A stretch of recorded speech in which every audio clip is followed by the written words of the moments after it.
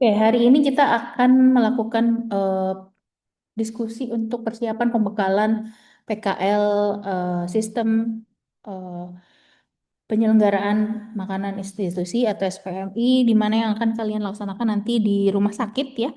Ada beberapa hal, terutama untuk topik hari ini adalah berkaitan dengan penerapan penerimaan bahan makanan dan juga nanti bagaimana eh, penyiapannya, apa yang harus dilakukan ketika pada tahapan ini. Jadi ada macam-macam metode dalam penyampaian pembekalan ini, ada yang dengan pemberian tugas ataupun penyampaian materi. Untuk topik ini kita akan melakukan penyampaian materi. Secara singkat saja, ini materi terstandar yang memang disusun oleh Ibu Ori Pertami Enardi dan akan disampaikan oleh saya sendiri sebagai tim dari beliau.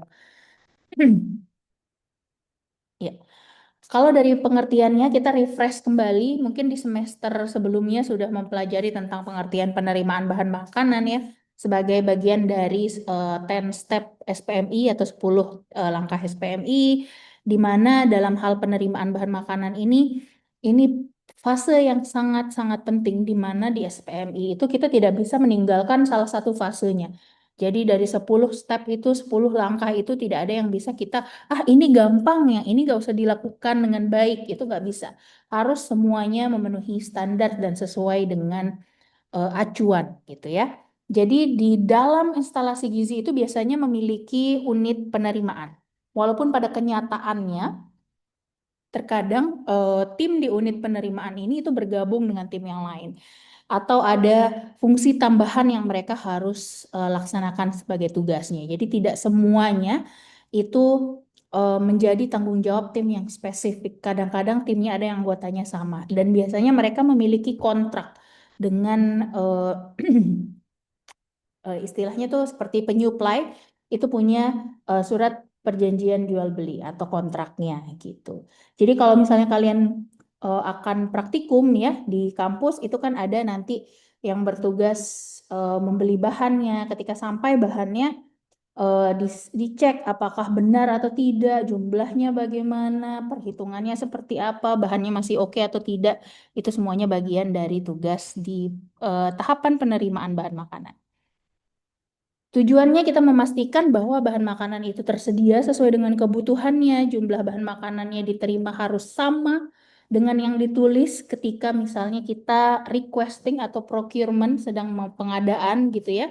Lalu mutunya dicek, yang pertama tadi jumlah, lalu mutunya harus sama dengan yang diminta. Kalau mintanya misalnya tomat yang masih segar, targetnya seperti apa? Apel, apakah apel merah, apel hijau, yang mana yang dibutuhkan gitu. Nah, jadi itu harus sesuai sama dengan yang di request atau yang di procure, yang diminta.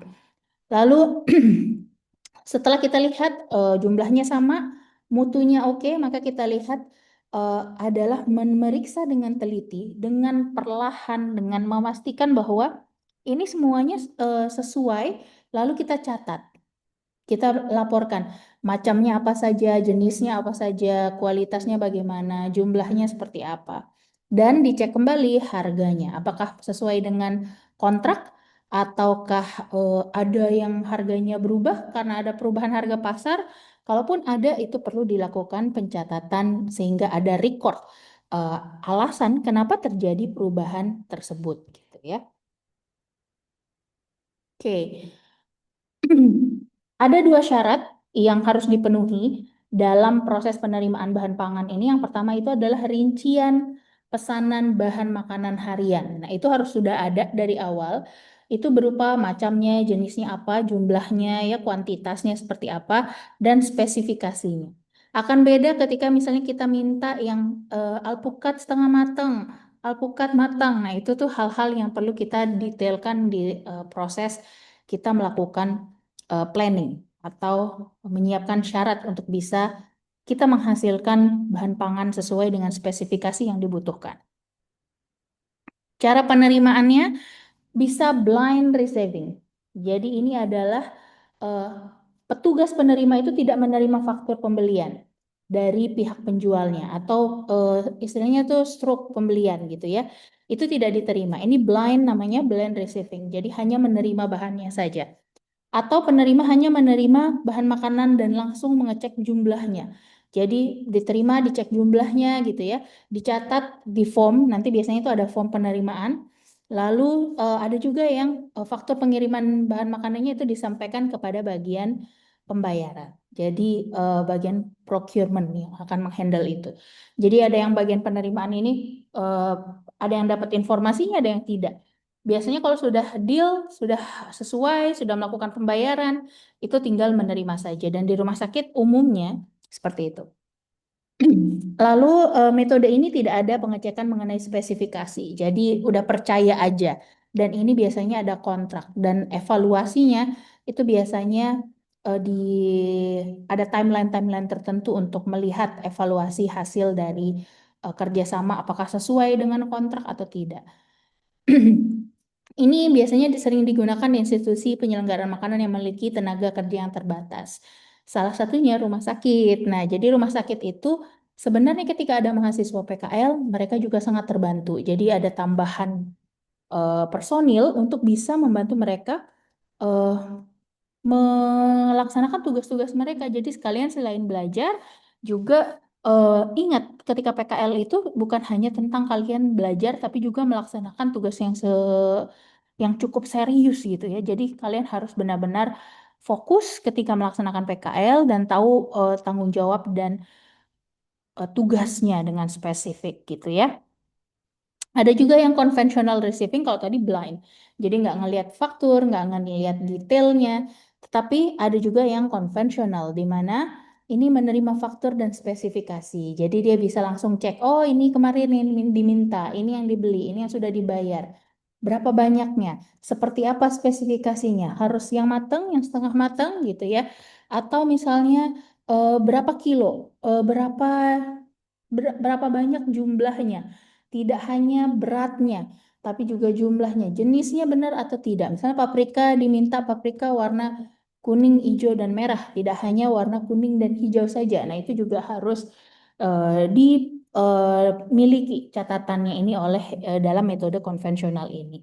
Kalau yang ini dilakukan ketika tersedia orangnya gitu. Jadi ketika ada stafnya lengkap di beberapa rumah sakit ini dilakukan karena mereka punya staf yang cukup untuk hal tersebut. Karena ini prosesnya harus detail yang namanya metode konvensional. Tugas pokoknya apa? Mengecek, melakukan pengecekan bahan setelah bahan pangannya datang, bahan makanannya datang, lalu menandatangani kalau sudah ada formnya gitu, biasanya ada form penerimaan, mereka akan menandatangani tersebut. Tentunya harus ada keterangan waktu kapan bahan tersebut diterima, sehingga nanti itu akan mudah ketika misalnya kita akan cek daya tahan bahan seberapa lama harus disimpan, apakah ini harus disimpan di lemari biasa, di lemari pendingin. Di lemari pendingin pun ada spesifikasinya, ada yang di kulkas biasa misalnya, ada yang di freezer, ada yang di ruang penyimpanan yang suhunya lebih dingin. Nah, itu juga bisa diatur, ditentukan dari tanggal kapan bahan makanan itu datang. Lalu menandatangani faktur pembelian, mengisi form penerimaan, biasanya rumah sakit punya formnya ya. Lalu membuat laporan bahan makanan yang dikembalikan. Atau setelah melakukan pengecekan, oh ini tidak sesuai. Berapa banyak yang tidak sesuai? Apa saja yang tidak sesuai? Itu yang harus dicatat. Dan mengirim bahan makanan yang diterima ke bagian penyimpanan kering, segar, dan basah. Jadi nanti kan ada klasifikasinya ya, bahan yang kering di mana, bahan yang segar di mana, yang basah di mana, apakah ada yang disimpan di dalam pendingin seperti tadi itu. Jadi itu perlu diperhatikan. Oke, di suatu sistem atau penyelenggara makanan institusi itu perlu mengetahui bahwa ruang penerimaan bahan makanan itu memiliki syarat letak ruangannya. Dapat dicapai oleh kendaraan pengantar gitu ya. Jadi ada jalur yang terbuka yang memungkinkan kendaraan yang mengantar itu bisa mengakses ruangan tersebut. Lalu dekat dengan ruang penyimpanan bahan makanan, nggak jauh dari tempat penyimpanan. Biasanya instalasi gizi itu udah dibuild seperti itu. Jadi terbuka, ada aksesibel, ruang penyimpanannya itu sudah bisa diakses secara langsung. Ruangannya harus cukup luas, tentunya bersih juga, dan permukaan lantainya itu mudah dibersihkan. Salah satu eh, cara untuk mencapai lantai yang mudah dibersihkan ini biasanya menggunakan keramik. Nah, jadi lebih mudah di clean oleh petugas yang pembersihannya gitu. Formnya apa saja? Ada form spesifikasi bahan makanan, form pemesanan bahan makanan basah, form permintaan tambahan bahan makanan, catatan evaluasi rekanan, dan buku penerimaan dan stok bahan makanan. Jadi spesifikasi bahan makanannya itu apa saja? Form pemesanan makanan basah tuh bagaimana? Form permintaan tambahan bahan makanan ini ketika bahan makanan yang diterima tuh ada yang kurang. Jadi habis dilihat, dicek, oh ternyata ini belum ada, itu harus ada form tambahannya. Lalu kalau misalnya rekanan itu abai dengan kualitas, misalnya dengan jumlah, atau tidak sesuai dengan spesifikasi yang di request, maka itu perlu dilakukan adanya catatan evaluasi untuk rekanan penyedianya misalnya, atau yang berkontrak dengan SPM, dengan penyelenggara makanan institusinya. Buku penerimaan dan stok bahan makanan. Nanti kalian akan melihat bahwa biasanya rumah sakit itu punya catatan formnya atau mereka punya agenda yang mencatat list dari penerimaan ini. Pengawasannya bagaimana gitu ya. Jadi dalam di bagian penerimaan bahan makanan ini itu harus benar-benar diperiksa cocok, harus teliti orang yang memeriksa ya dengan standar pembelian yang telah ditetapkan oleh institusi. Jadi setiap rumah sakit itu punya standar. Mereka tuh punya standar masing-masing. Bisa jadi berbeda antara rumah sakit A dengan rumah sakit B. Sehingga kalian tidak bisa, oh kok kemarin di rumah sakit A begini kata teman saya kok di sini enggak. Nah, itu ada yang memiliki standar yang berbeda. Sehingga lihat kembali fokus pada standar rumah sakit yang ada. Dan ini biasanya itu ada yang berbeda dalam hal ini tergantung dari siklus menunya seperti apa, pasiennya seperti apa gitu ya. Baru setelah itu dilihat dengan rincinya seperti apa, standar pembelian yang sudah ditetapkan oleh institusi itu seperti apa, apakah sudah sesuai atau belum. Lalu selain menerima barang dan memperhatikan spesifikasinya, jenisnya segala macam, ini tujuannya adalah untuk menghindari resiko pencurian bahan gitu ya. Ini banyak juga terjadi nih. Karena kadang-kadang eh, rekanan itu ada yang beberapa kasus ya, ini masuk ke dalam ruang penyimpanan dari SPMI, mungkin di rumah sakit bukan ini yang terjadi, bisa jadi di hotel gitu ya, atau di tempat lain yang memang menyelenggarakan makanan untuk jumlahnya banyak, untuk banyak orang gitu ya. Ini itu masuk ke area penyimpanan barang dan ini tidak boleh gitu. Jadi penerimaan di luar aja, rekanan tidak perlu karena kita akan nanti ada petugasnya gitu. Ketika petugasnya memang nggak semuanya tersedia, tapi ini diusahakan jangan sampai rekanan masuk ke penyimpanan barang. Oke, ini adalah beberapa dokumentasi dari proses penerimaan ini di N itu di Malang ya. Ini ada penerimaan bahan kacang panjang, ini ada tahu segala macam ya. Seperti apa? Biasanya ada alat peralatan yang digunakan di ruang penerimaan itu ada timbangan duduk, meja penerimaan, ada meja pengawasnya, ada pisau ya ini untuk pengecekan, untuk apa ya melihat secara lebih detail gitu spesifikasi bahan yang diminta dan troli barang biar nggak diangkat seperti kuli panggul gitu ya kesusahan nanti karena bahannya banyak. Jangan bayangkan seperti kita belanja mingguan beli sayur gitu masih bisa kita angkat sendiri. Kalau yang ini nggak bisa karena dia memiliki jumlah yang sangat banyak. Eh, Terkadang, terutama di rumah sakit yang cukup besar, itu permintaan barangnya ini bisa beberapa kali seminggu.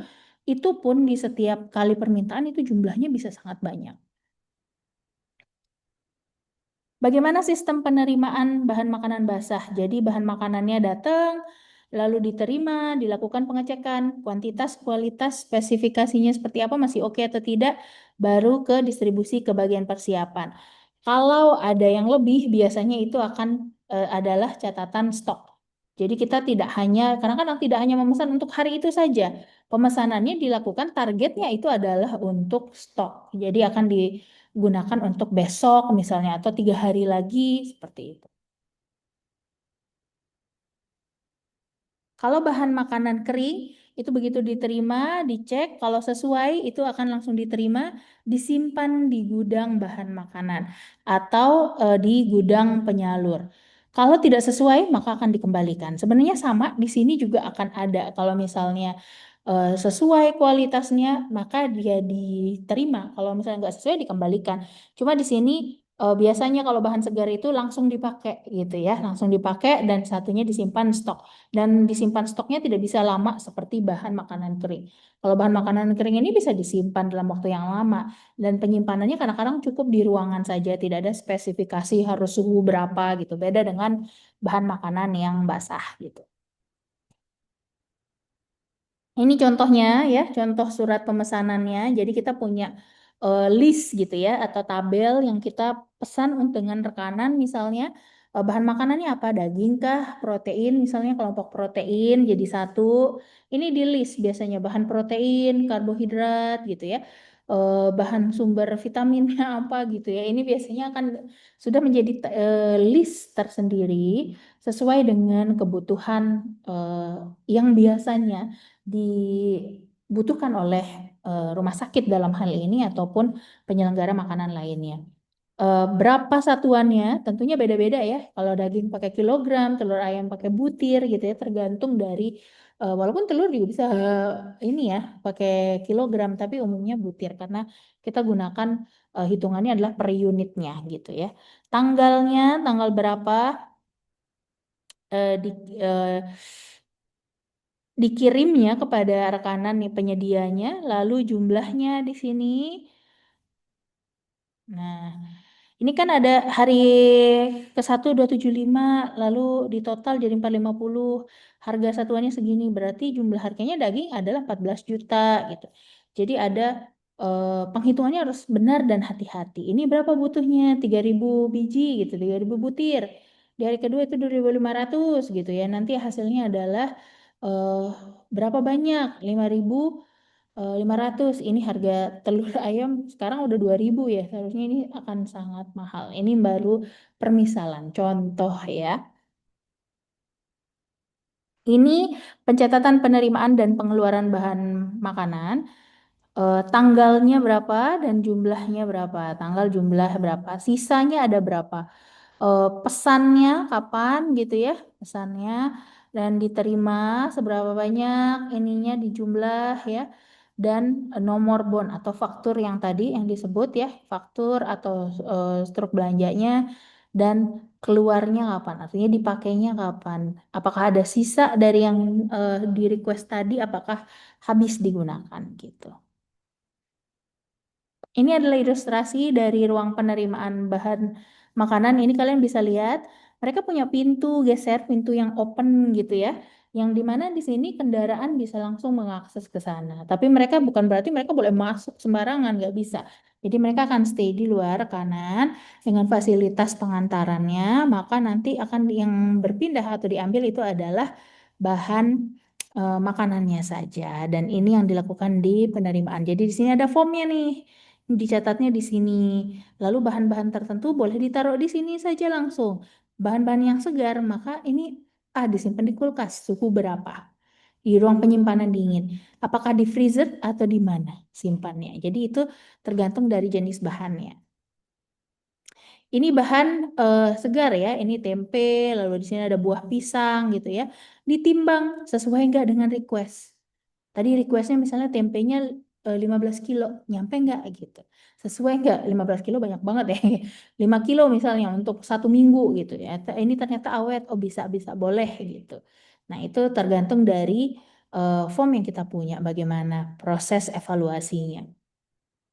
Nah, ini adalah petugas pencatatannya. Mereka melakukan evaluasi juga, jadi meja administrasi penerimaan. Ini mereka ngecek struk belanjanya, fakturnya, pelunasannya. Mereka catat semuanya, melihat spesifikasi request yang diberikan kepada penyedia dengan apa yang sudah kita buat gitu. Apakah sudah sesuai atau belum? Kalau sudah ya tinggal di checklist seperti itu. Jadi punya eh, catatan di mana kita merekam semua proses tersebut.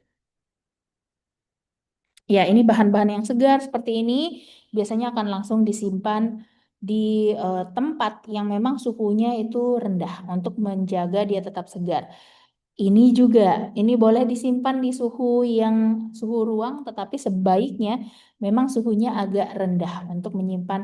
Ini kan ada sirup ya, ini mungkin bukan rumah sakit nih, bisa jadi di tempat lain gitu. Tapi kalaupun di rumah sakit itu bisa terjadi karena ya bisa saja ada pemesanan untuk sirup gitu ya. Karena ada beberapa case yang memang tinggi energi, tinggi protein gitu butuhnya. Ini adalah petugas gudang bahan makanan sedang mempersiapkan bahan makanan yang disalurkan ke unit lainnya gitu. Unit lainnya ini ada yang unit penyimpanan atau unit produksi gitu, bisa langsung dimasak gitu. Ini adalah cara pendistribusian, jadi udah ditaruh di troli tadi ya, butuh troli karena nggak mungkin digendong bahan pangannya. Itu bahan makanannya harus ditaruh di dalam troli seperti ini. Jadi udah ada spesifik ini yang akan menerima yang mana, siapa gitu ya. Jadi sudah ada eh, sesuai dengan list distribusinya. Ya, itu tadi untuk penerimaan bahan makanan. Ada pertanyaan sampai di sini? Silakan unmute kalau ada yang ingin bertanya.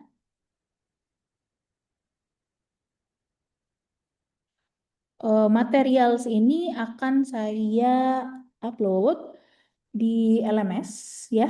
Nanti bisa diakses dan juga rekaman dari proses ini. Jadi pertemuan kita akan direkam. Ini udah saya rekam ya.